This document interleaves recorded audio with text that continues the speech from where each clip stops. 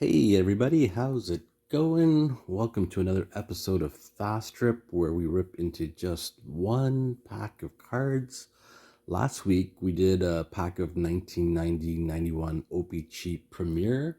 We're sticking to the same year this week with 1990-91 Upper Deck. And the pack you're looking at right now is probably the most important pack in the history of hockey cards. And I'll tell you why for a couple of reasons. Number one is it's the first year that Upper Deck delved into the hockey card market. And when they did, they kind of changed the face of hockey cards altogether. They decided to go with a very important step of making quality photography for their cards, which the previous people, which was OP-Chi and Topps, didn't really focus on. If you collected OP-Chi during the 70s and 80s, you'll see that there's a lot of bad photography, blurry photography, painted in sweaters, just a whole bunch of really cheesy stuff for cards. And Upper Deck said, nope, enough of this. We're going to make high quality pictures from now on. And you're going to see the big difference. You're going to pay a little bit more for your cards, which also saw our first spike in prices for hockey cards. So that really changed a lot in the hockey card market. And the other thing it did in this particular set is it introduced the Young Guns. And we all know about Young Gun cards today. They're very common, they're highly sought after, but prior to this pack here, they didn't exist. They weren't even usually marked as rookies on cards before this until the Young Gun cards came out in this series. This series also got divided into two parts, which is the base series, which is this pack here with the blue logo, Premier Edition, which was cards number 1 to 400, and then the remaining cards were numbered number 401 to 550 in the high series pack. And you can see at the top here it says high series. So this one included all the cards from 1 all the way up to 550.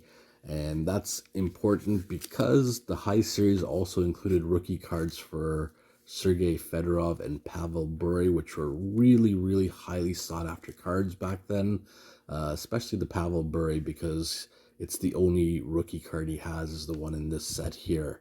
So let's open it up.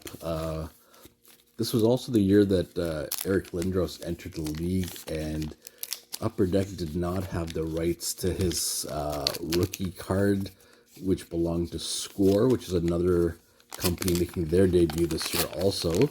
So as a result, they didn't have a rookie card for Lindros in this set. They did get his picture in there with a couple other players combined, but that's not really a rookie card.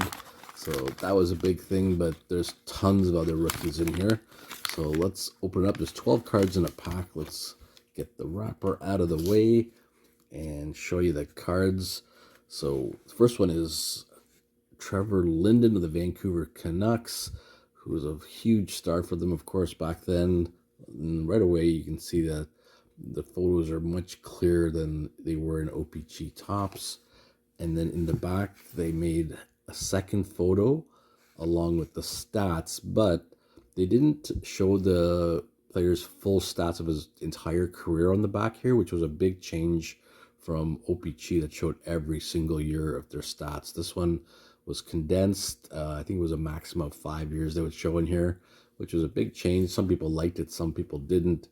I didn't like it. I like seeing all the stats of the players. And then the other big change is this holographic logo here, which was the first card to have this because it was supposed to help prevent people from making counterfeit copies of cards. So OP-Chi and Topps at that time were just starting to experience a bit of an explosion of people making fake Gretzky rookies and Mario Lemieux rookies and things like that, which is a real bummer, but those holograms helped at the time to reduce that. Rob DeMaio is our next card here, and you can see it's a star rookie. That's not the Young Guns card, it's just a star rookie card, and it just gives you a little bit of a blurb about the player on the back there. Next up, we've got a high series card in Phil Esposito, Heroes of Hockey, and in the back again, you can see a little bit of a blurb about him, and then the high numbers, like I said, are from 401 to 550 in there. So that's one high series one. Here's another superstar, Scott Stevens, back in his days with the Washington Capitals. Big guy, but looking pretty young there, so that's kind of cool to see. Dave McElwain, Winnipeg Jets with that beautiful blue logo. And then Joey Kocur of the Detroit Red Wings, well-known tough guy. Bob Beers of the Boston Bruins, another beautiful logo there. And you can see, again, the star rookie there. Next up is Paul Reinhardt. Don't get to see his logo on that one here, but what we do get next is a checklist. And that's the 501 to 525 checklist, which is the Heroes of Hockey. Some fantastic names listed in there. And there's the back of it with some of the rookies. Doug Smale, longtime Winnipeg Jet. Kelly Miller. And oh my God, what a way to end this. Perhaps the most sought after card in this set. Rookie and a young gun of Sergei Fedorov. That is fire. Oh my goodness. I did not expect to see that in this pack. So that just caps it off wonderfully. There's the back of the card there. And like I said, Sergei Fedorov and Pavel Bure were the two biggest cards to go after in high series. And we've got one of those two biggest cards right there.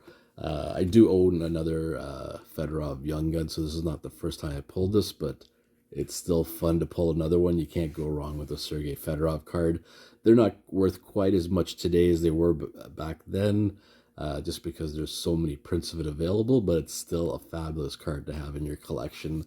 So there you go. Hopefully you had some fun learning a few tidbits of information about this series, which was, like I said, a game changer in hockey for everybody, and some great names. Joey Kocur, I believe, if I'm correct, tell me if I'm wrong in the comments, but I'm pretty sure Joey Kocur is the cousin of Wendell Clark of the Maple Leafs.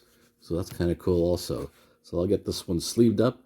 Let me know if you have any comments about the series or any cards you guys have collected yourselves and what you've pulled. Any memories of this year that you have. Would love to hear them. Thanks so much for watching, and I hope you guys have a fantastic day.